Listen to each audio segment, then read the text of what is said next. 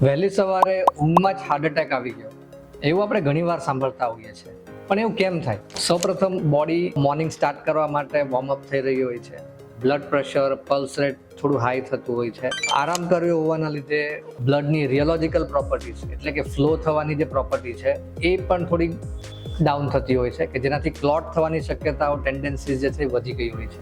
And third, જે neuro hormonal balance છે બોડીનું, specially cortisol levels એ spike થતા હોય છે અને એના લીધે હાર્ટ પર એડિશનલ પ્રેશર આવે છે અને આપણી જે નસો હોય છે, આર્ટરીઝ, એ પણ સ્ટીફ થઈ ગઈ હોય છે. તો due to the combination of all these factors, માનો હૃદયની નસોમાં કોઈકને ક્ષારી હોય છે, કે ક્ષાર હોય છે, પ્લાક હોય છે, તો એ પ્લાક રપ્ચર થવાનું અને ત્યાં બ્લડ ક્લોટ થવાની ટેન્ડન્સીઝ જે છે એ વધારે રહેતી હોય છે. As a result of this combination of factors, early મોર્નિંગમાં ઊંઘમાં હાર્ટ એટેક આવી જાય એવી શક્યતાઓ જે છે એ વધારે રહેતી હોય છે અને આપણને જોવા મળતા હોય છે.